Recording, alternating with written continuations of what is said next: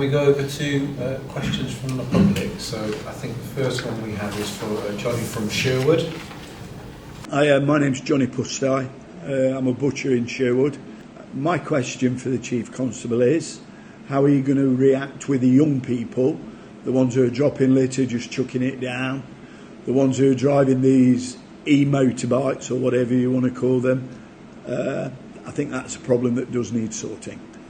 If I start, and then I'll hand over to Heather for probably the more detailed and better, fuller answer.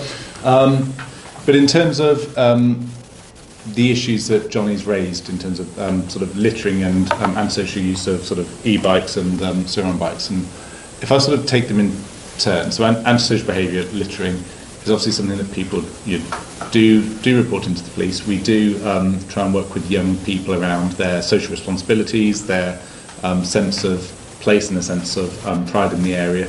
So, for example, we have mini police bases in most areas across the city and the county that allows people at sort of that primary school age before they go into secondary school to get a really good grounding of how behaviour, both theirs, their parents, their friends, their families in their area, affect communities. They also do aspects of going out there and doing some community safety issues, so they can go and do a litter pick, for example. They can do sort of community speed talks with our supervision. So that gives that sense. Likewise, we work with our partners in the local authority who do a lot of the enforcement around the littering and fly tipping angle, who will obviously, if there is a hot spot, we can report it into them and actually get them to take some action. In relation to the bikes, and as Heather mentioned during her briefing, we do have a device that actually can be deployed very flexibly. It's only sort of the size of a small suitcase that allows us to check the legality of the bikes that these young people are riding. As we've alluded to earlier, this is around education primarily, but if the bike is significantly dangerous, so you're allowed to go up to a certain miles per hour or certain power, which isn't very fast at all, it's sort of around that 50 miles an hour mark. When we find bikes that are, some of them going up to 70 miles per hour, we'll obviously seize that bike, that gets destroyed, and obviously that gets taken off the streets and stops antisocial behaviour.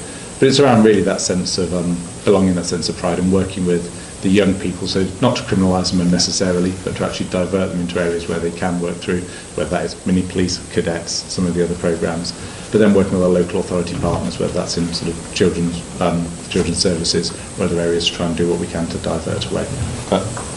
You've answered it all, sir. Everything that I've prepared. I think probably the only thing that I'd like to highlight is that we've got some absolutely fantastic children across Nottinghamshire, all engaged in our mini police, our cadet programmes, all of the third sector voluntary organisations that support children in our areas. You know, not every kid is going around on an e-scooter and dropping litter. We've got some amazing role models in the community, and through the programmes that we deliver, they help our children be leaders to each other and help each other, you know, be good citizens.